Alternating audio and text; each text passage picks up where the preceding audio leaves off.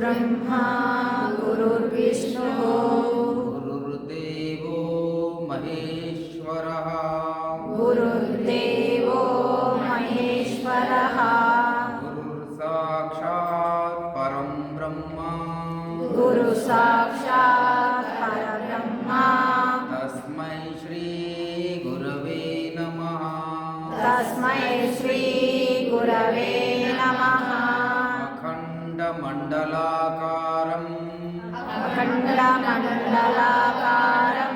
व्याप्तं येन चराचरं तत्पदं दर्शितं येन तस्मै श्री गुरवे नमः तस्मै श्री गुरवे नमः वसुदेवसुतं देवं वसुदेवसुतं देवं कंसचाणूरमर्दनं देवकी परमानन्दं कृष्णं वन्दे जगद्गुरुं कृष्णं वन्दे जगद्गुरुं श्रीकृष्ण परब्रह्मणे नमः ओम श्री कृष्ण परब्रह्मणे नमः ओम श्रीकृष्ण परब्रह्मणे नमः ओम श्री कृष्ण परब्रह्मणे नमः ओम श्रीकृष्ण परब्रह्मणे नमः ओम श्री कृष्ण परब्रह्मणे नमः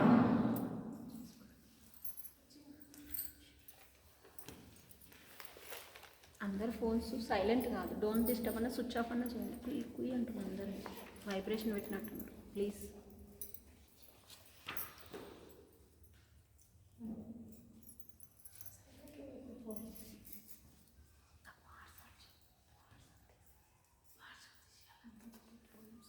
శ్లోకాలు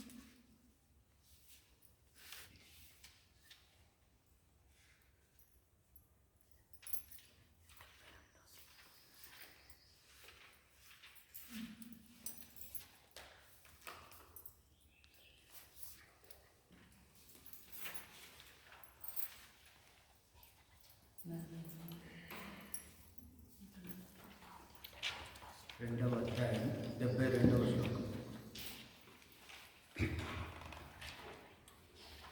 ఏషా బ్రాహ్మీ స్థితి పార్థ ఏషా బ్రాహ్మీ స్థితి పార్థ నైనాం ప్రాప్య విముహ్యతి స్థిత్వా స్యామంతకాలేపి బ్రహ్మ నిర్వాణమృచ్యతే ఏషా బ్రాహ్మీ స్థితి పార్థ నైనాం ప్రాప్య విముహ్యతి స్థిత్వా స్యామంతకాలేపి బ్రహ్మ నిర్వాణమృచ్యతే పార్థ ఏషా బ్రాహ్మీ స్థితి అర్జున, ఇది బ్రహ్మస్వరూపమున స్థితమవడము. ఏషా బ్రాహ్మీ స్థితి అనంటే అర్జునునికి శ్రీకృష్ణుడు చెప్తున్నాడు, బ్రహ్మస్వరూపంలో స్థితం కావాలి అని చెప్తున్నాడు. బ్రహ్మస్వరూపం అంటే ఏమిటి? ఏనాం ప్రాప్య నముహ్యతి, దీనిని పొందినవాడు మోహాన్ని పొందడు. ఒకవేళ బ్రహ్మస్వరూప స్థితిని పొందితే మోహాన్ని పొందడు. బ్రహ్మస్వరూపం అంటే తెలియదు, మోహం అంటే తెలియదు. కాబట్టి బ్రహ్మస్వరూపము అంటే ఏమిటి అని అంటే ఆ పరబ్రహ్మ స్వరూపం. పరబ్రహ్మ స్వరూపం అంటే భగవంతుని తత్వాన్ని పొందడం. భగవంతుని తత్వం అంటే భగవంతునికి ఏ గుణాలు ఉంటాయో ఆ గుణాలు మనం పొందడం. దాన్నే బ్రహ్మస్వరూపం అని అంటాం. ఫర్ ఎగ్జాంపుల్ ఏమవుతుంది, మన దగ్గర నీళ్లు ఉంటాయి. ఆ నీళ్ళని తీసుకెళ్ళి మీరు ఏం చేస్తారు, దాన్ని ఏమంటారమ్మా, ఫ్రీజర్లో పెట్టేస్తారు. ఫ్రీజర్లో పెడితే ఏమైతే ఐస్ క్యూబ్స్ తయారవుతాయి వాటర్తో. అయితే అవి అన్ని స్క్వేర్ షేప్లో ఉంటాయి. దాన్ని మీరు ఏదైనా ఒక బొమ్మ రూపంలో అది వేసి పెట్టండి, అప్పుడు ఏమవుతుంది, ఐస్ కాస్త ఆ బొమ్మ స్వరూపం చేంజ్ అవుతుంది, మంచు బొమ్మగా మారుతుంది. అట్లా మనిషి ఏ స్థితిలో ఉన్నాడో మానవ స్థితిలో ఉన్నాడు. మానవ స్థితిలో ఉన్న మనిషి ఏం కావాలి, బ్రహ్మస్వరూప స్థితం కావాలి, భగవంతుని స్థితి పొందాలి. ఇక్కడ మనం అంతా ఒక విషయాన్ని బాగా గమనించాలి. భగవంతుడు అంటే ఎక్కడి నుండో బయట నుంచి ఊడిపడడు. భగవంతుడు ఈ సృష్టి కొరకు ఎవరో ఒకరి మనిషి రూపంలోనే వ్యక్తమవుతాడు. అటువంటి వాళ్ళని ఏమంటాం మనము, కారణ జన్ములు అని అంటాం. లేకపోతే దివ్య జన్మ వాళ్ళది అని అంటాం అన్నట్లు. వాళ్ళు కేవలం ఏదో ఒక కారణంతో, అంటే ఈ లోకానికి ఏదో ఒక మేలు చేకూర్చడానికే పుడతారు. పుట్టిన తర్వాత ఆ మేలు చేకూర్చిన తర్వాత మళ్ళీ ఇక్కడ నుండి వెళ్ళిపోతారు. చాలామంది ఈయన పత్రిజీ కానీ, షిరిడి సాయిబాబా కానీ, సత్య సాయిబాబా కానీ, మాణికేశ్వరి మాత కానీ, రాఘవేంద్ర స్వామి కానీ, పోతులూరి వీరబ్రహ్మేంద్ర స్వామి కానీ, యోగి వేమన్న కానీ, ఎంతమంది పుట్టలేదు ఈ దేశంలో. కోకొల్లలు, ఇంకా పేరు చాలామంది తెలివై మనకు. వీళ్ళంతా ఎందుకొరకు పుట్టిండ్రు అని అంటే వాళ్ళది ఒక మెయిన్ పర్పోజ్ ఉన్నది. ఆ పర్పోజ్ కొరకు పుట్టి ఆ పర్పోజ్ను పూర్తి చేసిన తర్వాత వెళ్ళిపోతారు. ఫర్ ఎగ్జాంపుల్ మాణికేశ్వరి మాత ఉన్నది, అహింస పరమో ధర్మ అన్నది. అహింస పరమో ధర్మ అంటే హింసను చేయకుండా ఉండాలి. అంటే ఏ ప్రాణికి కూడా మనస వాచ కర్మన అని అంటే ఆ ప్రాణికి శరీరానికి కానీ మనసుకు కానీ ఇంకా వేరే విధంగా హాని చేయకూడదు. మనం ఏమనుకుంటాం, కేవలము ఒక దెబ్బ కొట్టడము, చంపడము, హింస అనుకుంటాం. ఆ విధంగా కూడా మానసికంగా తిట్టడం చేయడం కూడా ఒక రకమైన మానసిక హింసనే. కాబట్టి ఈ విధంగా ఎవరైతే శారీరకంగా కానీ మానసికంగా కానీ ఏ జీవిని హింసించకుండా ఉంటారో అది అహింస. బుద్ధుంది కూడా అదే ఉద్దేశం, అహింస పరమో ధర్మ అన్నాడు. అయితే వీళ్ళంతా కూడా ఒక మెయిన్ పర్పస్ తీసుకొని రావడం జరిగింది. వీరబ్రహ్మేంద్ర స్వామి ఉన్నాడు, ఆయన ఏం చేశాడు, అహింస పరమధర్మ అంటే అందరికీ కాలజ్ఞానం చెప్పిపోయాడు. కాలజ్ఞానం అంటే ఏమిటి, భవిష్యత్తులో ఏం జరుగుతుందో మొదలే ఊహించి చెప్పిపోయాడు. ఆయన చెప్పిన అన్ని ఈరోజు జరుగుతున్నాయి. అప్పుడప్పుడు మనకు పేపర్లలో టీవీలలో కూడా చూపిస్తారు, బ్రహ్మంగారు ఇది చెప్పిండ్రు అందుకే ఇది జరిగింది అని అంటుంటారు. కాబట్టి ఇవన్నీ కూడా భగవంతుని యొక్క స్వరూపాలు. వాళ్ళంతా కూడా ఆ విధంగా జన్మ తీసుకొని రావడం, వాళ్ళ యొక్క కార్యాన్ని ఇక్కడ నిర్వర్తించడం, మళ్ళీ తిరిగి వెళ్ళిపోవడం అనేటటువంటిది జరుగుతుంది. ఈ విధంగా ఎవరైతే బ్రహ్మస్వరూపం అంటే భగవంతుని స్థితి పొందుతారో వాళ్ళే ఈ కార్యాలన్నీ చేయగలుగుతారు. మనం బ్రహ్మస్థితిని పొందలేమా? మనం కూడా బ్రహ్మస్థితిని పొందవచ్చు. మనం బ్రహ్మస్థితిని పొందాలంటే ఏం చేయాలి? ధ్యానం చేయాలి. ధ్యానం ఏ విధంగా చేయాలి? నిరంతరం చేయాలి. ఎంతసేపు చేయాలి? 12 సంవత్సరాలు రాత్రి పగలు. 12 సంవత్సరాలు రాత్రి పగలు కంటిన్యూస్ ధ్యానం చేస్తే మీరు కూడా పరమాత్ములుగా మారిపోతారు. ఎవరైనా మారవచ్చు, కానీ మనం అంత చేయలేము కదా. 12 సంవత్సరాలు అంటే ఓన్లీ 24 అవర్స్ 12 అవర్స్ కూర్చున్నా కూడా ఎంత అవుతుంది? 24 ఇయర్స్ అవుతుంది. కాబట్టి ఆ విధంగా మనం ఒకవేళ 12 సంవత్సరాలు కనుక కూర్చోగలిగితే ఆ పరమాత్మ స్థితి, ఆ పరమాత్ముని యొక్క వైభవం మనకు కూడా లభిస్తుంది. అయితే ఏనాం ప్రాప్య నం విముహ్యతి, ఒకవేళ బ్రహ్మస్వరూపంలో స్థితమైనటువంటి వాడు ఎటువంటి మోహాన్ని పొందడు. మోహము అని అంటే ఏదైనా చూస్తే అది కావాలి అనేటటువంటి కోరిక, ఆ కోరిక ఉండదు కదా. ఫర్ ఎగ్జాంపుల్ బాగా ఆకలి అవుతుంది మనకు, అమ్మగారు ఇక్కడ భోజనం చేసి పెట్టిండ్రు, ఆమెనేమో తిన్నికే పిలుస్తలేదు, నాకేమో తిన్నికే పిలిస్తే బాగుండని అనిపిస్తుంది. మోహం, తినాలి అనేటటువంటి కోరిక. ఈ విధంగా ఉంటాయి అన్నట్లు. ఆ మోహం అనేటటువంటిది నశిస్తుంది అన్నట్లు. ఎప్పుడు బ్రహ్మస్వరూప స్థితి పొందినవాడు అంతకాలేపి అస్యాం స్థిత్వ, ఒకవేళ ఈ బ్రహ్మస్వరూప స్థితిలో మరణ సమయంలో కూడా ఉంటే, మరణించేటప్పుడు కూడా ఈ బ్రహ్మస్వరూపంలో గనక మనం ఉంటే ఏమైతుంది? బ్రహ్మ నిర్వాణం ముచ్చతి, మోక్షాన్ని పొందుతాడు. మోక్షాన్ని పొందడం అని అంటే ఈ ఆత్మ పరమాత్మలో ఐక్యమైపోతుంది. మళ్ళీ జన్మ అంటూ ఉండదు, ఇదే చివరి జన్మ అవుతుంది. చనిపోయేటప్పుడు బ్రాహ్మీ స్థితిలో ఉంటే, బ్రహ్మస్వరూప స్థితిలో ఉంటే చనిపోయేటప్పుడు. అందుకే మన వాళ్ళంతా ఏం చేస్తారనంటే పిల్లలకి పేర్లు పెడుతుండ్రు అన్నట్టు, దేవుని పేర్లు పెడుతుండ్రు. ఆ ముసలోడు నా మన్మోహన్ని చూడాలి, కొన్ని వెంకటేశ్వర పిలవండి, వెంకటేశ్వర పిలవండి అని అంటుండే అన్నట్లు. ఆ వెంకటేష్ అనడం మన్మన్ కూర కన్నా కూడా వెంకటేశ్వర స్వామిని తలిసినట్లయితుంది. ఇప్పుడు మనం అవన్నీ తీసేసినాం, నిక్కి పిక్కి పొట్టి చిక్కి అని ఏమో పెడతాం. చిక్కిన విలువ అంటే ఏమవుతుంది మనకి? పాపం చనిపోయే ముసలోనికి దేవుని పేరు కాదు అది. అందుకే మన వాళ్ళంతా ఎంతో దూరదృష్టితో ఆలోచించి మీకు అంతా భగవంతుని పేర్లు పెడితే మీరేమో స్టైల్గా ఆ సినిమా యాక్టర్ల పేర్లు అందులో చూసి ఇందులో చూసి అవన్నీ పేర్లు మీరు పెట్టుకుంటున్నారు. అంటే మనం ఊరికే మన పిల్లోని పిలవడానికి కూడా పిల్లోని పేరు ఏదో ఉందనుకోండి, నారాయణ అని ఉందనుకో, అరే నారాయణ కడరా, అరే నారాయణ కడ అంటే నారాయణ కడరా, రామ ఉందనుకోండి, రామ శ్రీరామ కడరా బాబు అని అనుకోండి. అంటే ఏమవుతుంది? ఆ రాముని జపించినట్లయితుంది. అందుకే ఈ శ్రీరామనామం ఎంత పవిత్రమైంది, ఎంత గొప్పదైంది అంటే చాలా పవిత్రమైనటువంటిది. శ్రీరామ రామ రామేతి రమే రామే మనోరమే సహస్రనామ తత్తుల్యం రామనామ వరాననే.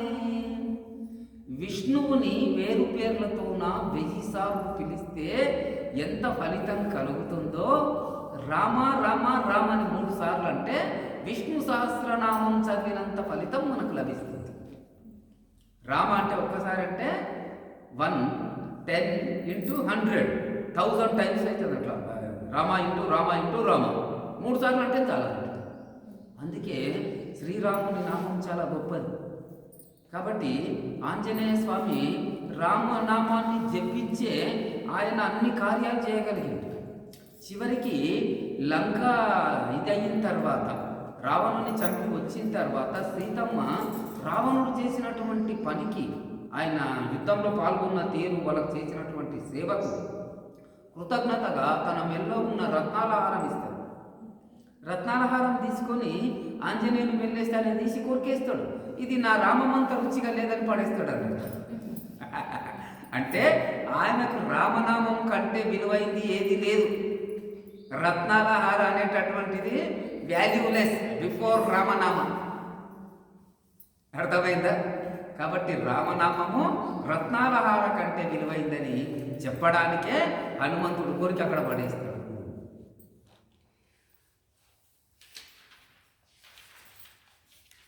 3వ అధ్యాయము 5వ శ్లోకం. నహి కశ్చిత్ క్షణమపి జాతు తిష్టత్య కర్మకృత్ కార్యతే హవశా కర్మ సర్వః ప్రకృతి జైర్గుణై నహి కశ్చిత్ క్షణమపి జాతు తిష్టత్య కర్మకృత్ కార్యతే హవశః కర్మ సర్వః ప్రకృతిర్జైర్గుణై కశ్చిత్ క్షణమపి అకర్మకృత్. ఏ మనుజుడు క్షణమైనా కూడా ఏ పనిని చెయ్యకుండా జాతు నహి తిష్టతి, ఎన్నడూ ఉండజాలడు. ఈ ప్రకృతి జై, ఏమన ప్రకృతి నుండి కలిగిన గుణై, గుణాలచే అవశై ఆది అస్వాధీనుడై సర్వకర్మ కార్యతే, ప్రతివాడు కర్మను చేయవాడుగా ఉనర్పబడుతున్నాడు. ఏ మనుషుడు కూడా క్షణమైనా పని చేయకుండా ఉండలేడు. మనం అనుకుంటాం ఇంతసేపు మనం ధ్యానం చేసినాం, ఏం పని చేయలేదు అనుకుంటున్నాం. కానీ చాలామంది, ఎంతోమంది ధ్యానంలో కూర్చుంటే మీకు అంతా ధ్యానం కుదిరింది చెప్పండి? మీ మనస్సు నిర్మలంగా ఉన్నదా? ఎటువంటి ఆలోచనలు లేకుండా ఉన్నదా? అంతసేపు 15 నిమిషాలు ఉన్నదా? అంటే ఉండేటోళ్ళకి ఉండొచ్చు, లేదన్నాను నేను. కొంతమందికి లేకపోతుండొచ్చు. అంటే ఆ మనసు ఏం చేస్తుంది? ఎక్కడెక్కడో ఆలోచిస్తుంటుంది. ఎంతసేపు పెడుతుందేమో మేడం, 15 నిమిషాల కంటే ఎక్కువైతే ఒక ఆలోచన వస్తుంది. తర్వాత ఈసారి ఏమేమి చెప్తాడో, ఎంత మైండ్ తింటాడో అనేది మనలో ఒక ఆలోచన. ఇంటి దగ్గర పాలు బయట పెట్టలేదు, మరి మా సార్ వచ్చి టీ కాసుకుని వెతుకులాడతాడేమో అనేది ఒక ఆలోచన. ఇట్లా రకరకాల ఆలోచనలు వస్తూ ఉంటాయి అన్నట్లు. ఈ ఆలోచనలు ఏవైతే వస్తుంటాయో అప్పుడు పని జరిగినట్టే. పని అంటే కేవలం శారీరకమైనటువంటి పని కాదు, మనసులో కలిగే భావాలు కూడా పనికి సంబంధించినయే. కాబట్టి మన లోపల ఉండేటటువంటి ఆత్మశక్తి ఏదైతే ఉన్నదో ఈ ఆత్మశక్తిని వృద్ధి చేసుకోవడమే ధ్యానం యొక్క ముఖ్య లక్ష్యం. అయితే మన ఆత్మశక్తి ఏమవుతుంది? కళ్ళ ద్వారా, చెవుల ద్వారా, నోటి ద్వారా, చర్మం ద్వారా బయటికి వ్యక్తమై నాశనమైపోతూ ఉంటుంది. అందుకొరకే ధ్యానంలో ఏం చేస్తాం? కళ్ళు మూసుకుంటాం, చెవులు మూసుకుంటాం, అన్నీ మూసుకుంటాం. అన్నీ మూసేసినా మీకు ఎక్కడ శక్తి పోదో అనుకుంటాం, కానీ అప్పుడు ఆలోచనలు స్టార్ట్ అవుతాయి. ఆలోచనల ద్వారా శక్తి లాస్ అవుతుంటుంది. కాబట్టి ఆలోచనని కూడా కట్ చేసేయాలి. ఆలోచనని కట్ చేసిన తర్వాత ఏమవుతుంది? మనసుకి ఇంకా ఏం అవకాశం ఉండదు. అప్పుడు మెల్లమెల్లగా ఏమవుతుంది? మెల్లమెల్లగా క్లీనింగ్ ప్రాసెస్ స్టార్ట్ అవుతుంది. ఎక్కడి నుంచి స్టార్ట్ అవుతుంది? మూలాధార చక్రం, స్వాధిష్టాన చక్రం, తర్వాత మణిపూరక చక్రం, అనాహత చక్రం, విశుద్ధ చక్రం, ఆజ్ఞా చక్రం, సహస్రార చక్రం. సహస్రార చక్రం ఓపెన్ అయిందనుకోండి, మీకేమైపోతుంది? కాస్మిక్ ఎనర్జీ డైరెక్ట్గా సహస్రారం గుండా లోపలికి ప్రవేశిస్తుంది. అయితే ఆ విధంగా సహస్రారం గుండా కాస్మిక్ విశ్వశక్తి లోపలికి ప్రవహించాలి అని అంటే బయట కూర్చుంటే అంత ఉండదు అన్నట్టు. దాని కొరకే పిరామిడ్ కట్టడం. పిరామిడ్ ముఖ్య ఉద్దేశం ఏమిటంటే ఈ త్రిభుజాకారంలో ఉండేటటువంటిది ఆ శిఖరం ద్వారా కాస్మిక్ ఎనర్జీ లోపలికి గ్రహించబడుతుంది. నాట్ ఓన్లీ పిరామిడ్, గుళ్ళు అన్నీ ఉన్నాయి కదా, గుళ్ళ యొక్క ఆకారాలు చూడండి పిరామిడ్గానే ఉంటాయి. కాకపోతే ఆ విగ్రహాలు ఉండడం వల్ల మనం దాన్ని గమనిస్తలేం. కానీ ఈ రోజు నుంచి మీరు ఏ గుడికి పోయినా కూడా అది పిరామిడ్ షేప్లో పైన ఒకటి కంచుది కలశం పెడతారు. ఆ కలశం ద్వారా ఆ యొక్క కాస్మిక్ ఎనర్జీ మొత్తం వచ్చేసి గుళ్ళో ఉండేటటువంటి విగ్రహంలో, గుళ్ళో విగ్రహం కింద ఇది పెట్టింటారు, ఒక బీజాక్షర మంత్రాలు పెట్టింటారు. ఆ బీజాక్షర మంత్రాలు ఆ కాస్మిక్ ఎనర్జీని గ్రహిస్తూ ఉంటాయి. ఆ కాస్మిక్ ఎనర్జీని గ్రహించినటువంటి ఎనర్జీ అంతా కూడా ఆ విగ్రహం నిండా ఉంటుంది. ఎప్పుడైతే మనం పోయి మొక్కుతామో ఆ విగ్రహం ద్వారా ఎనర్జీ మన బాడీ లోపలికి ఎంటర్ అవుతుంది. కాబట్టి గుళ్ళో పోయినప్పుడు ప్రశాంతంగా అనిపిస్తుంది, కొద్దిగా మన మనసంతా తేలిక అనిపిస్తుంది. దానికి కారణం అదే. అయితే మనిషి ఎప్పుడు కూడా ఏ పని చేయకుండా ఉండగలడు, ఏదో ఒకటి ఆలోచిస్తూనే ఉంటాడు. ప్రకృతి జై గుణై అవశ అంటే ప్రకృతి నుండి ఏర్పడిన గుణాలు. ప్రకృతి నుండి ఏ గుణాలు ఏర్పడ్డాయి? మనకు 3 గుణాలు ఏర్పడ్డాయి, సత్వ, రజో, తమో గుణాలు. ఈ ప్రకృతి ద్వారా ఈ 3 గుణాలు ఏర్పడ్డాయి. ఈ 3 గుణాలకు ఆస్వాదీనుడై కర్మను చేయువాడుగా ఒప్పుతున్నాడు. ఆ 3 గుణాలకు లోనైపోయి వాడు ఏం చేస్తున్నాడు? కర్మను చేస్తున్నాడు. 3 గుణాలు తమో గుణం. తమో గుణం అంటే అజ్ఞానం. అజ్ఞానం అది ఏం చేస్తుంది? అజ్ఞానము ఎటువంటి జ్ఞానం ఉండదు అన్నట్టు. ఇట్లా చూడంగానే వాడికి ఏం కనిపిస్తాడు? వైన్ షాప్ కనిపిస్తుంది. ఇంకో ఫ్రెండ్ వైన్ బాటిల్ తీసుకొస్తాడు, అరే కొద్దిగా తాగంటాడు, వీడు వల్ల అంటాడు, ఏం కాదు తాగంటాడు. అంటే చూద్దాం లే కొద్దిగా ఎట్టుంటాడు టేస్ట్ అని తాగుతాడు. First day, second day, third day మెల్లమెల్లగా అలవాటు అవుతుంది. ఇది ఒక్కటే మందే కాదురా, సిగరెట్ తాగితే ఇంకా బాగుంటుంది అంటాడు వాడిగా. వీడు సిగరెట్ దాకా వాడు వైన్ దాకా అట్లా అట్లా అట్లా అట్లా మెల్లగా స్టార్ట్ అవుతుంది. ఒకవేళ వైన్ షాపే లేదనుకోండి ప్రకృతిలో, వీరికి తాగుడు అలవాటు పడదు. అంటే ప్రకృతిలో అది ఉండడం వల్లనే వీనికి తమో గుణమైనటువంటి అలవాట్లు స్టార్ట్ అవుతుంది. రజోగుణం కోరికలు, విపరీతమైన కోరికలు. మనకి ఏది కావాలంటే పక్కింటి వాళ్ళు అది తెచ్చిండ్రు అనుకోండి, పక్కింటి మేడం బంగారు గొలుసు తెచ్చిందంటే మనకు ఇలా కావాలి నెక్లెస్. ఆమె 20 గ్రామ్స్ తెస్తే మనం 30 గ్రామ్స్ తీసుకున్నాలి. పక్కింటి మేడం కారు తెచ్చిండ్రు అనుకోండి, మనం కారు తీసుకురావాలి. వాళ్ళు బంగ్లా కడితే మనం బంగ్లా కట్టాలి. ఈ విధంగా వాళ్ళ పిల్లలు మంచి చదువుతున్నారు, మన పిల్లలు తిడతాం. చూడు ఆ ఆంటీ పక్క అలా ఎంత మంచి చదివిండా బాబు, నీకేమైందిరా, మస్తు పెడుతున్నాం, తింటున్నాం, మస్తు ఫీజులు కడుతున్నాం, ఏమైంది చదువుతలేవు అని వీళ్ళు తిడుతుంటాం అన్నమాట. వాంతో వీళ్ళు కంపేర్ చేస్తుంటాం. ఆ విధంగా సొసైటీతో కంపేర్ చేసుకొని మనము వాళ్ళకంటే ఉన్నత స్థితిలోకి ఎదగాలని అనుకుంటాం. ఆ విధంగా ఎదగాలనుకోవడంలో తప్పు లేదు. కానీ ఆ ఎదగాలనుకునే క్రమంలో మనం పడే టెన్షన్ ఉండకూడదు. ఆ గుణాలు తీవ్ర స్థాయిలో ఉండకూడదు. లక్ష్యం ఉండాలి. లక్ష్యం లేకుండా ఉంటే మళ్ళీ మనము రీచ్ కాలేము. అట్లా అని చెప్పి టెన్షన్ పడుతూ అందరిని తిడుతూ అది చేస్తూ ఇది చేస్తూ అది కాదన్నమాట. ఒకసారి పిల్లల్ని కూర్చోబెట్టుకుని చెప్పాలి విషయం అంతా కూడా. మీరు ఈ విధంగా చదివితే ఈ స్థితికి వస్తారు, ఆ పక్కన వాళ్ళ పిల్లోడు ఇట్లా చదివిండో మీరు కూడా ఇట్లా చదవాలా అని చెప్పాలి. చెప్పిన తర్వాత చదవవు అని వాడిని ఎప్పడబడడం కంటే వాడు ఎందుకు చదవలేకపోతున్నాడు, వన్ మెంటల్ గ్రాస్పింగ్ స్టేజ్ ఏ స్టేజ్లో ఉన్నది. చదవడం అంటే అంత ఈజీ కాదు. మనం ఏం చేయాలి, పిల్లలకు ప్రెషర్ పెట్టడం కంటే మన గ్రాస్పింగ్ లెవెల్ ఏ విధంగా ఉన్నది, మెదడు బాగా పనిచేయాలంటే ఏం పని చేయాలి, ఏం చేయాలి, మనకి సరస్వతి లేహం తినబెట్టాలి, బాదాం తినబెట్టాలి, అక్రోట్ తినబెట్టాలి, ధ్యానం చేయాలి. ఇవన్నీ చేస్తే వాడికి మెంటల్ పవర్ పెరుగుతుంది, వాడు మంచి చదువుతుంది. అంతేగాని ఇంటికి తిడితే చదవడు వాడు.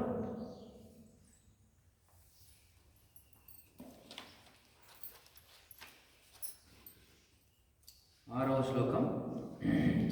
కర్మేంద్రియాణి సంయమ్య కర్మేంద్రియాణి సంయమ్య యాస్తే మనసా స్మరామి యాస్తే మనసా స్మరామి ఇంద్రియార్థాన్ విమూఢాత్మా ఇంద్రియార్థాన్ విమూఢాత్మా మిథ్యాచారః సముచ్యతే విద్యాచారః సముచ్యతే కర్మేంద్రియాణి సంయమ్య కర్మేంద్రియాణి సంయమ్య యాస్తే మనసా స్మరాన్ యాస్తే మనసా స్మరాన్ ఇంద్రియార్థాన్ విమూఢాత్మా ఇంద్రియార్థాన్ విమూఢాత్మా మిథ్యాచారః సముచ్యతే విద్యాచారః సముచ్యతే.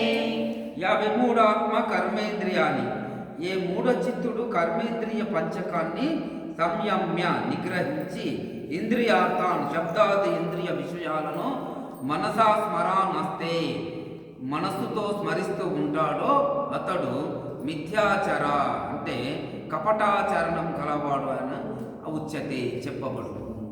అంటే ఇక్కడ అర్థం ఏమిటంటే మూఢచిత్తుడు అంటే అజ్ఞాని, జ్ఞానం లేనటువంటి వాడు ఏం చేస్తాడు, కర్మేంద్రియ పంచకాలు ఏంటివి, కర్మలు చేసేటటువంటి పంచేంద్రియాలు, కళ్ళు, ముక్కు, నోరు, చెవి, చర్మం. ఈ కర్మేంద్రియ పంచకాల్ని సంయమ్య నిగ్రహించి, అంటే వాటినన్నిటినీ ఈ ఇంద్రియాల లోపల వలలో పడకుండా ఉండి నిగ్రహించి ఇంద్రియార్థాన్ శబ్దాది ఇంద్రియ విషయాలను మనసుతో స్మరిస్తుంటాడు. అంటే వాటిని ధ్యానం చేయమని చెప్పినాం. అయితే వాడు ఏం చేసిండు, బాబా అవతారం ఎత్తేసిండు, కాషాయ బట్టలు వేసుకున్నాడు, అన్నీ వేసుకున్నాడు, ధ్యానం చేసుకుంటూ కూర్చున్నాడు. ధ్యానం చేస్తే వానికి ఏం ఆలోచనలు ఉంటాయి, నిరంతరం బయట విషయాలే ఆలోచిస్తుంటాడు. ఈ పూట ఎవరు తిన్నికే పిలుస్తారో ఏమో, మధ్యాహ్నం ఎవరు తిన్నికే పిలుస్తారో, రాత్రి ఎవరు తిన్నికే పిలుస్తారో, వీళ్ళు అందరూ వచ్చిండ్రు, వీళ్ళు నా కాలు మొక్కితే బాగుండే, నాకు గురుదక్షిణ ఇంత ఇస్తే బాగుండే, ఇటువంటి ఆలోచనలు ఉంటాయి వాడికి. అంటే ఇవన్నీ ఆశిస్తున్నాడు అంటే వాడు గురువు కాదు, వాడు కేవలం ఊకే ఒంటిపైన కాషాయం ఉన్నది కానీ లోపలంతా కూడా కపటాచారం, దంభం అంటారు దీన్ని, కపటం ఆచారం లోపల ఉంటాడు. అటువంటి గురువులు ఉంటారు.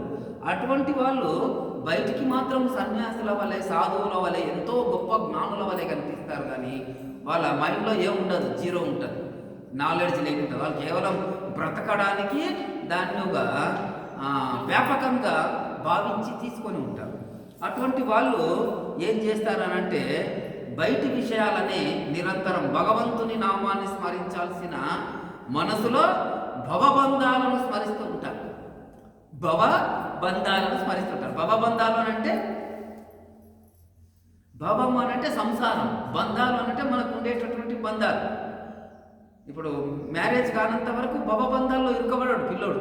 మ్యారేజ్ అయిన తర్వాత మనకి ఏమవుతుంది, భార్య వస్తుంది, అత్త వస్తుంది, మామ వస్తుంది, తర్వాత భార్య తరఫు బంధువులు, తర్వాత ఇక్కడ ఇంట్లో ఏమంటుంది, నువ్వు మున్పట్లాగా లేవురా, నీ పెళ్ళైనా కాబట్టి మారినావు అని తల్లి అంటుంటుంది.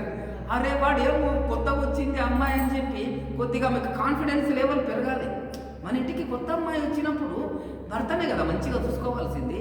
వాడు కొద్దిగా ఆమెను అక్కడిక్కడ తిప్పి సినిమాకి తీసుకుపోయి షాపింగ్ చేసుకుపోయి వాడు అయిపోయింది, మారిపోయాడు, మా పిల్లడు ముప్పట్లా ఉన్నాడు, పెళ్ళం కొంగు పట్టుకొని తిరుగుతాడు, ఇక స్టార్ట్ చేస్తారు వీళ్ళు. ఇక వాడు అది అనిపించుకోలేక ఈమెను దూరం పెట్టేసరికి నువ్వు అసలు నన్ను ఎందుకు చేసుకున్నావు, నాకెవరున్నారు నువ్వు తప్పిస్తే ఇంట్లో, నువ్వు పట్టించుకోకపోతే నేను ఒంటరిదాన్ని అయిపోతాను. ఆ ముసలామితో నేనేం మాట్లాడు, వీళ్ళతో నేను ఎంతసేపు టీవీ చూసుకుంటూ కూర్చుంటున్నా, నాకేం బయట తీసుకెళ్ళావా, ఆమె పోరు, ఇక్కడ వీడు ఇద్దరు కూడా నలిగిపోతా ఉంటాడు అనమాట. కాబట్టి ఇవి దీంట్లోనే ఏమంటామనంటే భవబంధాలు అని అంటాం. వీటితో పాటు మళ్ళీ ఇంట్లో సంసారం నడపాలి, డబ్బులు తీసుకురావాలి, ఆ డబ్బులు తీసుకొచ్చి సంసారానికి పెట్టాలి. సరిపోవు, కొత్త ప్రాజెక్ట్ ఎవరో అంటారో ఆడ మంచి ప్లాట్ ఉంది, మంచి ఏరియా లోపల, ఆ ప్లాట్కు డబ్బులు లేవు, మీ దగ్గర కేవలం 5 లక్షలు ఉన్నాయి. ఆ ప్లాట్ ఏమో 15 లక్షలు. మేడం గారు ఒకటేలాగా పోరు పెడుతుంది, ఇల్లు పాత ఉంది, ఫ్యూచర్లో మనం అక్కడ కట్టుకుందాం, ప్లాట్ అయితే తీసుకుందాం, ఆ ఏరియా బాగుంటుంది, అందరంతా ఆఫీషియల్స్ అక్కడనే ఉంటున్నారు, ఇప్పుడు ప్లాట్ దొరకకపోతే కష్టమవుతుంది, ఇప్పుడు తక్కువ ధరలు ఉంది. అదే మనం 10 ఏళ్ళ తర్వాత తీసుకుంటే అదే ప్లాట్ 30 లక్షలు వస్తుందండి. ఈరోజు 15 లక్షలకు వచ్చే ప్లాట్ ఎంత చీప్ తెలుసా? 15 లక్షలు అంటే దీంతో 5 లక్షలు ఉన్నాయి. ఈమెనేమో చీప్ అంటుంది. ఇంకా 10 లక్షలు ఎక్కడి నుంచి తీసుకురావాలి? వీడు మెంటల్ టెన్షన్. ఇక వాడు భార్య లేక అడిగిందని చెప్పి ఏదో బయట ఎక్కడనో అక్కడనో అడ్జస్ట్ చేసి 10 లక్షలు 15 లక్షలకు ప్లాట్ తీసుకున్నావు. అరే ఇల్లున్నాగా మళ్ళీ ఇదంతా ఉన్నాగా మళ్ళీ నువ్వు ప్లాట్ ఎందుకు తీసుకున్నావు? ఇంట్లో మళ్ళీ తల్లిదండ్రులకు రాదకపోరు. ఇవన్నిటిని కూడా భవబంధాలు అని అంటారు.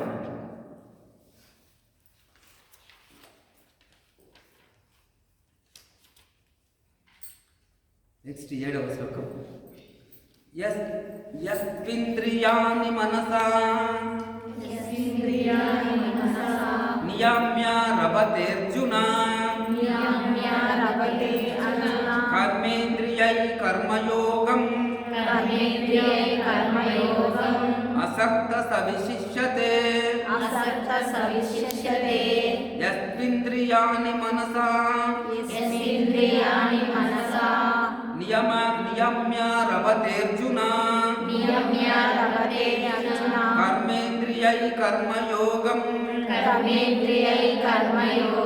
అసక్తః సవిశిష్యతే.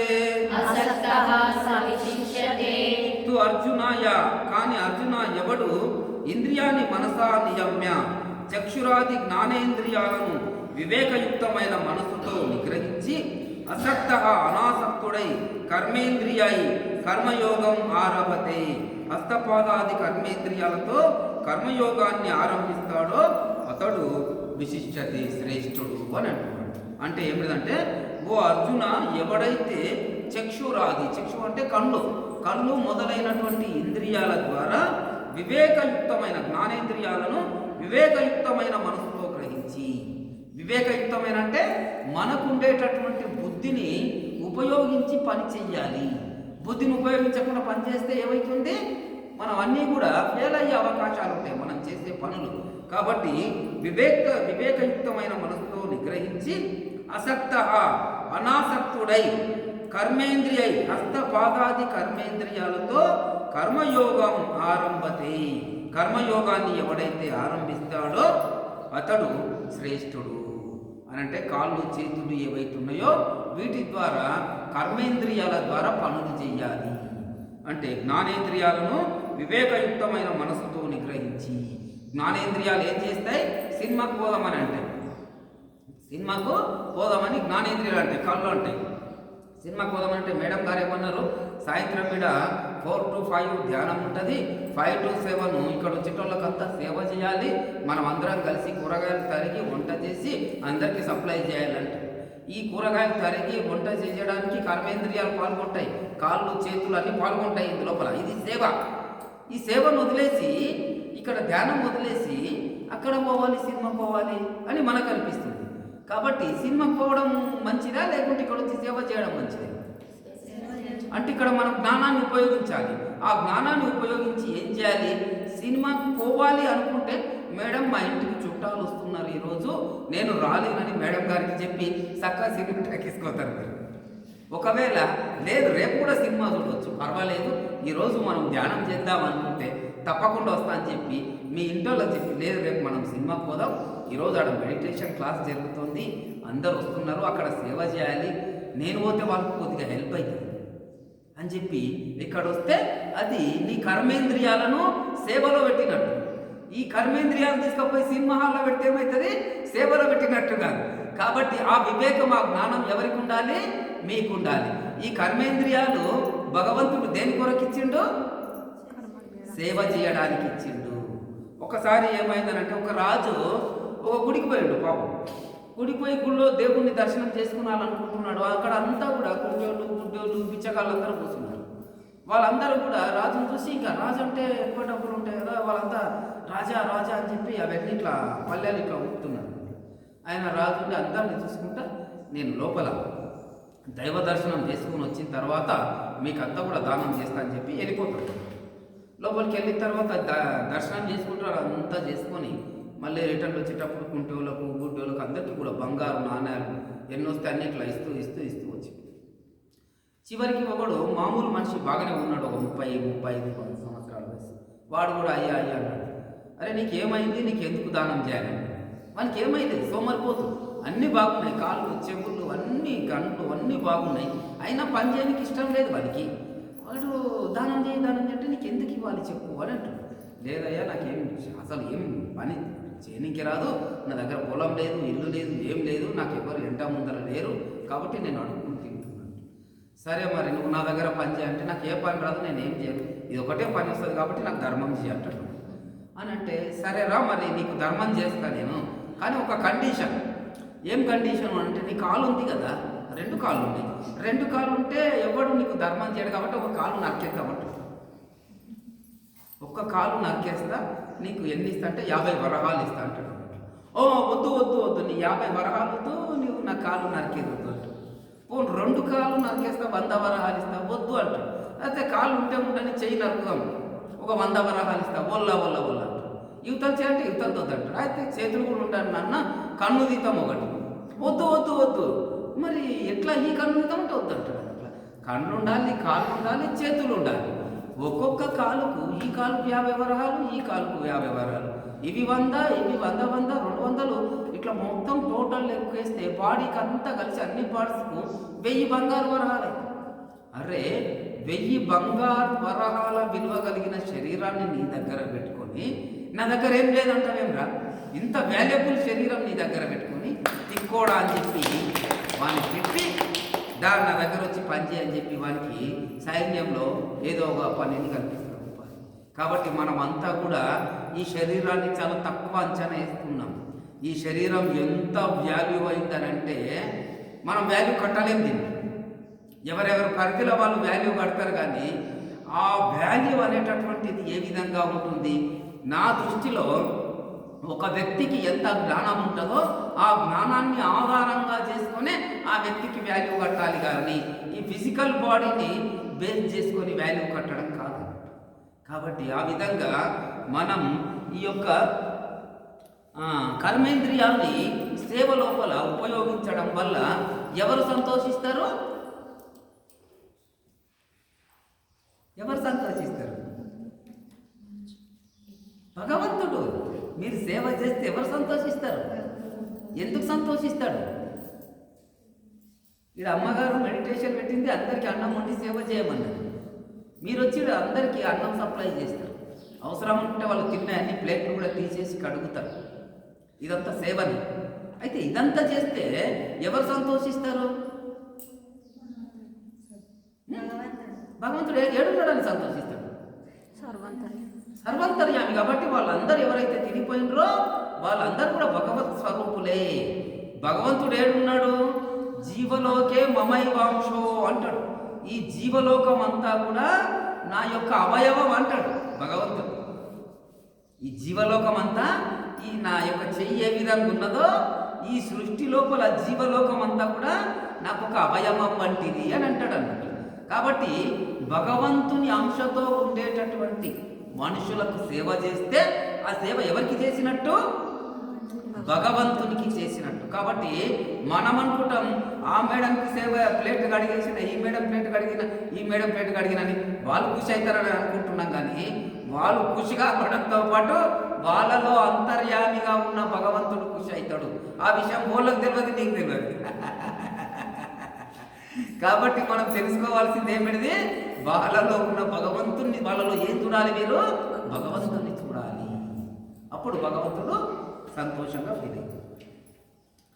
నియతం కురు కర్మత్వం, నియతం కురు కర్మత్వం, కర్మ జాయో అకర్మణః, కర్మ జాయో అకర్మణః, శరీర యాత్రాపి చతేన, శరీర యాత్రాపి చతేన, ప్రసిద్ధేద కర్మణః, ప్రసిద్ధేద కర్మణః, నియతం కురు కర్మత్వం, నియతం కురు కర్మత్వం, కర్మ జాయో అకర్మణః, కర్మ జాయో అకర్మణః, శరీర యాత్రాపి చతేన, శరీర యాత్రాపి చతేన, ప్రసిద్ధేద కర్మణః, ప్రసిద్ధేద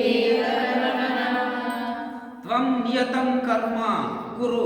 ఓ అర్జున, నీవు శాస్త్రవిహిత నిత్య కర్మను నర్చు. శాస్త్రవిహితమైనటువంటి నిత్య కర్మలు. శాస్త్రవిహితమైన అంటే వేదాల్లో ఏ కర్మలైతే మానవులకు చెప్పబడ్డాయో ఆ కర్మల్ని ఉనర్చాలి. వేదాల్లో ఏ కర్మలు చెప్పబడ్డాయి మానవులకు? On the basis of knowledge, జ్ఞానాన్ని ఆధారంగా చేసుకొని మనుషులంతా కూడా 4 రకాలుగా విభజించారు: బ్రాహ్మణ, క్షత్రియ, వైశ్య, శూద్ర. కాబట్టి బ్రాహ్మణులు ఏం చేయాలి? వేదాధ్యయనం చేయాలి. ఆ వేదాధ్యయనం చేసి ఏం చేయాలి? ఆ జ్ఞానాన్ని మిగతా అన్ని వర్గాలకు పంచాలి. వైశ్యులు ఏం చేయాలి? వైశ్యులు వ్యాపారం చేయాలి, అందరికీ కూడా ఆహార పదార్థాలని అందించాలి. క్షత్రియులు ఏం చేయాలి? ఈ సమాజాన్ని శత్రువుల నుండి రక్షించాలి. రాజుగా ఉంటూ వాళ్ళ ఒక రాజ్యాన్ని ఏర్పాటు చేసుకొని ఆ ప్రజలందరినీ కూడా కాపాడాల్సిన బాధ్యత క్షత్రియులకు ఉన్నది. ఇటువంటి సమాజానికి కావలసిన సేవల్ని, ఆహార పదార్థాన్ని, రకరకాలైనటువంటి వాటిని అన్నింటినీ కూడా అందించాల్సిన బాధ్యత మిగతా సమాజమైనటువంటి శూద్రులకు ఉన్నది. కాబట్టి భగవద్గీతలో శ్రీకృష్ణుడు ఏమంటాడనంటే, చాతుర్వర్ణం మయా సృష్టాం గుణకర్మ విభాగశ్చ. వాళ్ళ యొక్క గుణాలు, కర్మల్ని బట్టి ఈ చాతుర్వర్ణాల్ని నేనే విభజించిన అంటాడు. కాబట్టి ఆ చాతుర్వర్ణం ప్రకారమే పనులు జరుగుతున్నాయి. మనం అనుకుంటాం ఈరోజు వీళ్ళు శూద్రులు, అంటరానోళ్ళు, వీళ్ళు బ్రాహ్మణులు, గొప్పలు అని అనుకుంటున్నాం. అది కొంతవరకు అంటరానితనం అనేది ఇక్కడ ప్రధానం కాదు. పనులు చేయడంలో ఎవరి జ్ఞానాన్ని బట్టి వాళ్ళు చేయాల్సిందే. ఒక స్కూల్ ఉన్నదనుకోండి, స్కూల్లో ప్రిన్సిపాల్ ఏం చేస్తాడు? లోపల కూర్చుంటాడు కుర్చీ మీద. అందరు పిల్లలు వచ్చిండ్రా లేదా చూస్తుంటాడు. తర్వాత టీచర్స్ అందరూ వచ్చిండ్రా లేదా, ఎవరు రాలేదంటే వాళ్ళకి లీవ్ వేయడం, లేకుంటే వాళ్ళకి ఫోన్ చేసి ఎందుకు రాలేదని అడగడం, అవన్నీ చేస్తుంటాడు. అయితే అటెండర్ ఏం చేస్తాడు? వచ్చి ప్రిన్సిపాల్ పక్కన చేరేసుకొని కూర్చుంటాడా? కూర్చోవచ్చు అట్లా? ఆయన బయట నిలబడతాడు, గంట టైం చూస్తాడు, కాంగానే గంట కొడతాడు. వాస్తవంగా స్కూల్ని ఎవరు నడుపుతుంటారో తెలుసా? అటెండరే. ఆయనకు మర్యాద లేదు. కానీ ఉదయం 9 కాగానే గంట కొట్టమైన పిల్లలంతా ప్రేయర్లో నిలబడతారు. ప్రేయర్ అయిన ఫస్ట్ బెల్ కొడతాడు. ఫస్ట్ బెల్ కాగానే టీచర్స్ అంతా మారిపోతారు. వాళ్ళ తరగతుల గదులకు second bell, third bell, fourth bell కాగానే లంచ్ అవర్ నన్ను కొట్టేసరికి పిల్లలంతా బయటకు వచ్చేస్తారు, తింటారు. మళ్ళీ గంట కొట్టగానే మళ్ళీ క్లాస్లో పోయి కూర్చుంటారు. అంతా సాయంత్రం 4:30 వరకు స్కూల్ని రన్ చేస్తున్నది ఎవరు? అటెండరు. కానీ అటెండర్కి అంత జ్ఞానం లేదు. కాబట్టి ఆయనకు ఆఫీస్లో కూర్చేసి హెడ్ మాస్టర్ను కూర్చోబెట్టినట్లు కూర్చోబెట్టారు. అయినంత మాత్రం అటెండర్ తక్కువ కాదు. ఒక విషయాన్ని మనం బాగా గమనించాలి. ఒక స్కూల్ రన్ అవుతున్నది అని అంటే ఆ స్కూల్ రన్ కావడానికి హెడ్ మాస్టర్ ఎంత ఇంపార్టెంటో పిల్లలు అంతే ఇంపార్టెంట్. చివరికి ఒక చిన్న చాక్ పీస్ ముక్క లేకపోతే పంతులు పాఠం చెప్పలేడు. పంతులకు మస్తు నాలెడ్జ్ ఉంటుంది, బ్లాక్ బోర్డ్ ఉంటుంది అని ఉంటుంది. చాక్ పీస్ లేకపోతే పాఠం చెప్పగలుగుతారా? చాక్ పీస్ ఖరీదు ఎంత? రూపాయో 2 రూపాయలు ఉంటుంది. ఆ 2 రూపాయల చాక్ పీస్ లేకపోతే పాఠమే చెప్పలేడు. కాబట్టి చాక్ పీస్ తక్కువ కాదు ఇక్కడ. అంతమంది 60 మంది పిల్లలకు జ్ఞానాన్ని అందించాల్సిన బాధ్యత చాక్ పీస్ తీసుకుంటున్నది. ఆ విధంగా మనం ఆలోచించాలి. కాబట్టి సృష్టిలో ఎవరు ఎక్కువ కాదు, ఎవరు తక్కువ కాదు. ఎవరి కర్తవ్యాన్ని వాళ్ళు నిర్వర్తిస్తున్నారు. కాకపోతే స్థానాల్లో కొద్దిగా ఎక్కువ తక్కువ ఉండొచ్చు, కానీ మనం ఎక్కువ స్థానంలో ఉన్నామని చెప్పి గొప్పగా ఫీల్ కావాల్సిన అవసరం లేదు. తక్కువ స్థానంలో ఉన్నామని చెప్పి తక్కువగా ఫీల్ కావాల్సిన అవసరం లేదు. ఒక కర్మాగారంలో ఒక యంత్రం ఉంటుంది. ఆ యంత్రానికి ఏమవుతుంది అని అంటే రిపేర్ వచ్చేస్తుంది. రిపేర్ వస్తే అందరు వస్తారు, దాన్ని సుత్తె తీసుకొని కొడతారు. కొడితే ఎక్కడా స్టార్ట్ కాదు. అందరు బాగా కొడతారు, వాళ్ళు వస్తారు, వీళ్ళు వస్తారు, లోకల్ మెకానిక్లు వస్తారు, హైదరాబాద్కి అందరు వస్తారు. ఎక్కడ స్టార్ట్ కాకపోయేసరికి చివరికి రష్యా నుంచి ఆ మిషన్ని రష్యా నుంచి తెప్పించింటారు.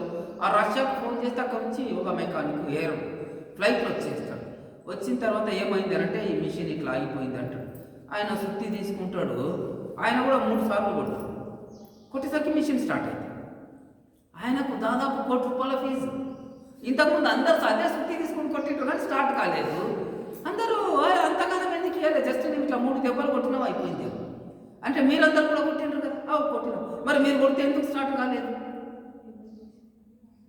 తెలియదు. ఈయన కొడితే స్టార్ట్ అయింది. అంటే ఈయనకు ఎక్కడ కొట్టాలో తెలుసు. ఆయన వచ్చి అక్కడిక్కడ కొట్టి ఎన్నోసార్లు కొట్టిన తర్వాత స్టార్ట్ అయితే ఆయనకు తెలివి లేదన్నట్లయితే, ఆయన రాంగ్ ఏం చేసిండు, కరెక్ట్ పాయింట్ మీద 1 2 3 3 దెబ్బలు కొట్టగానే మిషన్ స్టార్ట్ అయింది. అంటే ఎక్కడ లోపం ఉన్నదో అక్కడ ఆయన నాలెడ్జ్ అంతే అన్నట్లు. కాబట్టి ఆ నాలెడ్జ్కి డబ్బులు ఇవ్వాల్సింది. కాబట్టి ఆ విధంగా సృష్టి లోపల ఒక్కొక్కరికి ఒక రకమైన జ్ఞానం ఉంటుంది. కాబట్టి ఆ జ్ఞానాన్ని ఆధారంగా చేసుకునే వాళ్ళకంతా మర్యాదిస్తాం. అందుకే మను ధర్మశాస్త్రంలో ఏముందంటే, జన్మనా జాయితే శూద్ర కర్మణా జాయితే ద్విజ వేద పాఠంతు విప్రాణం బ్రహ్మ జ్ఞానంతు బ్రాహ్మణ. పుట్టే ప్రతి శిశువు కూడా శూద్రుడి లాగానే పుడతాడు, అంటరాని వాడిగానే పుడతాడు. వాడు చేసే కర్మల్ని బట్టి ద్విజుడవుతాడు. వాడు ఒకవేళ వేదాన్ని చదివితే వేద పండితుడవుతాడు, బ్రహ్మ జ్ఞానాన్ని సంపాదిస్తే బ్రాహ్మణుడవుతాడు. బ్రహ్మజ్ఞానం దేని ద్వారా వస్తుంది మనకు? భగవద్గీత ద్వారా వస్తుంది. భగవద్గీతకు బ్రహ్మజ్ఞానం ఎవరికైతే ఉంటుందో ధ్యానం ద్వారా బ్రహ్మజ్ఞానం వస్తుంది. ఈ బ్రహ్మజ్ఞానం ఏ కులములు సంపాదించినా వాళ్ళు బ్రాహ్మణులే. ఓకేనా?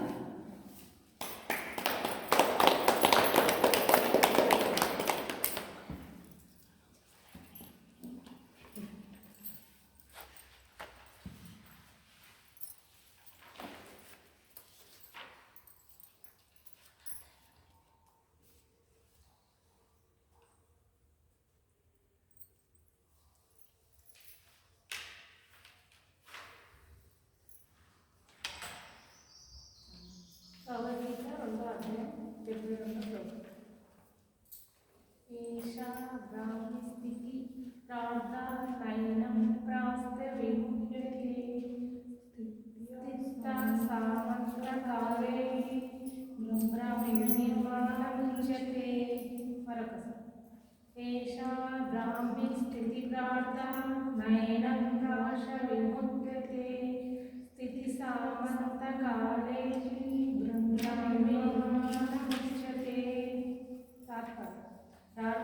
దీనినే బ్రహ్మస్థితి అంటారు. ఈ జ్ఞానం పొందిన వారు మోహాన్ని పొందరు. మరణకాల లోపల ఎవరైతే ఈ జ్ఞానాన్ని సాధిస్తున్నాడో వాడు బ్రహ్మ నిర్మాణ పదాన్ని పొందగలుగుతున్నాడు. ఏషా బ్రాహ్మీ స్థితి పార్థ. చెప్పం. ఏషా బ్రాహ్మీ స్థితి పార్థ నైనాం ప్రాప్య విముహ్యతి స్థిత్వా స్యామంతకాలేపి బ్రహ్మ నిర్వాణమృచ్చతి. ఓకేనా? కరెక్టే చదువుతున్నారు. కొద్దిగా ఫస్ట్ కదమ్మా ఎవరికైనా.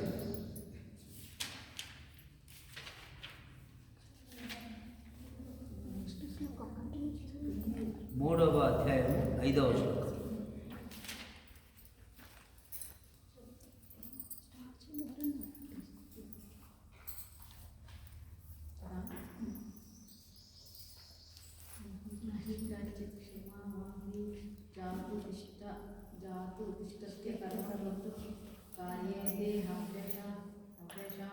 కర్మ సర్వం ప్రకృతి చేర్పునై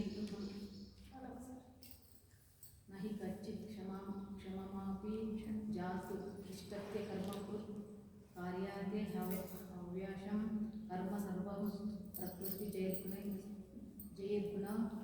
జైర్గుణై నహి కచ్చిత్ క్షణమపి జాతు తిష్టత్య కర్మకృత్ కార్యతే హవశా కర్మ. అక్కడ కాపేయాలి. కర్మ అక్కడ కాపేసి సర్వ ప్రకృతి జైర్గుణాయి. ప్రకృతి జైర్గుణాయి. తాత్పర్యం నిస్సందేహంగా ఏ మానవుడైనా కూడా ఇలాంటి సమయంలోనైనా కర్మ చేయకుండా క్షణకాలమైనా ఉండలేడు. ఎంచేతంటే ప్రకృతి వల్ల జన్మించబడిన గుణాలకు లోబడి మానవ సముదాయం అంత కర్మాచరణకు ఉపకరిస్తుంది.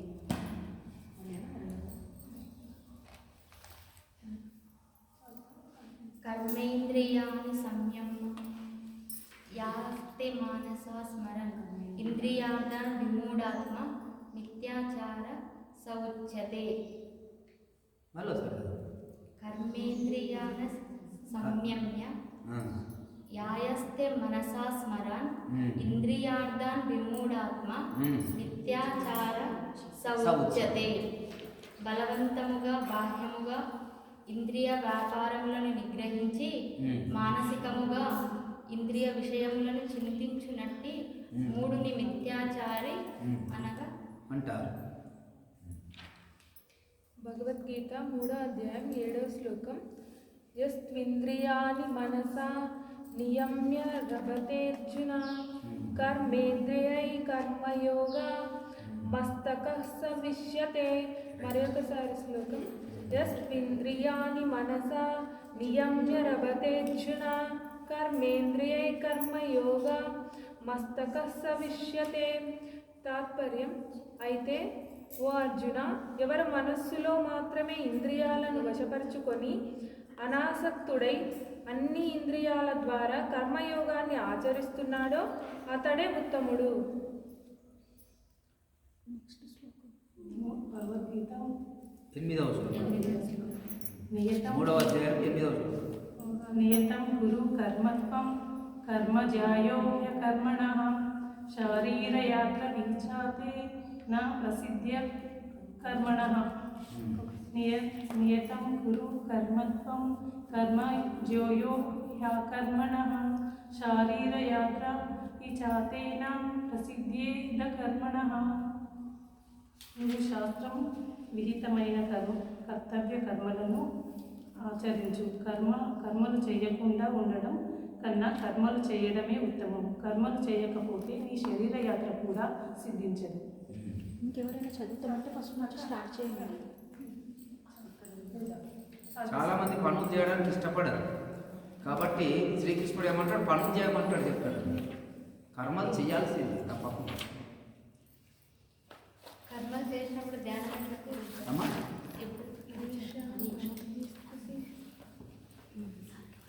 ఏషా బ్రాహ్మణస్థితి ప్రార్థన ఏమన వ్యాప్తే విముక్తి విముహ్యతి స్థితి స్థిత్వః ఆసన దత్వకాలే అంతకాలే బ్రహ్మని నిర్మకరణ బ్రహ్మ నిర్వాణి మృచ్యతి మృచ్యతి. ఉచ్యతే. ఏషా బ్రాహ్మీ స్థితి పార్థ. ఏషా బ్రాహ్మణస్థితి పార్థ నైనాం ప్రాప్య విముహ్యతి స్థిత్వాస్య మంతకాలేపి బ్రహ్మ నిర్వాణ మృచ్యతి. తాత్పర్యం: ప్రార్థన దేనిని ప్రార్థన అంటే ప్రార్థన అవుతుంది. పార్థ అంటే అర్జునుడు అవుతుంది. దేనిని ప్రారంభం స్థితి బ్రహ్మస్థితి అంటారు. ఈ జ్ఞానం పొందిన వారు మోహాన్ని పొందారు. మరణ సమయంలో మరణకాలంలో లోపంలో ఎవడైతే ఈ జ్ఞానాన్ని సాధిస్తున్నాడో వాడు బ్రహ్మ నిర్వాణ పదాన్ని పొందగలుగుతున్నాడు.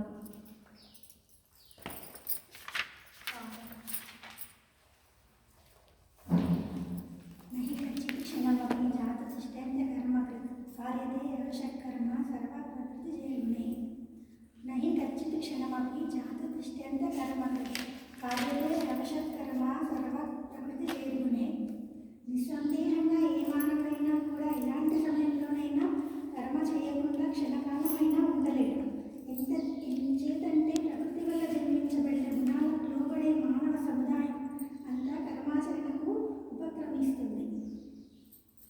స్పీడ్గా చదివిండ్రు మేడం, కరెక్ట్ చదివిండ్రు కానీ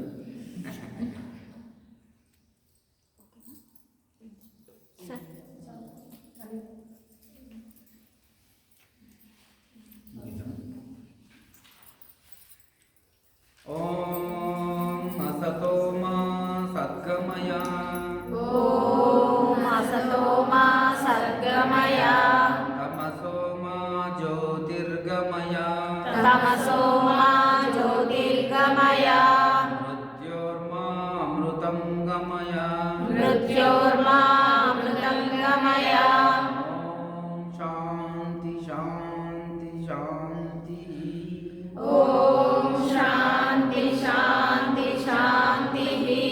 ఓం శ్రీకృష్ణ పరబ్రహ్మణే నమః. ఓం శ్రీకృష్ణ పరబ్రహ్మణే నమః. ఓం శ్రీకృష్ణ పరబ్రహ్మణే నమః. ఓం శ్రీకృష్ణ పరబ్రహ్మణే నమః. ఓం శ్రీకృష్ణ పరబ్రహ్మణే నమః. ఓం శ్రీకృష్ణ పరబ్రహ్మణే నమః.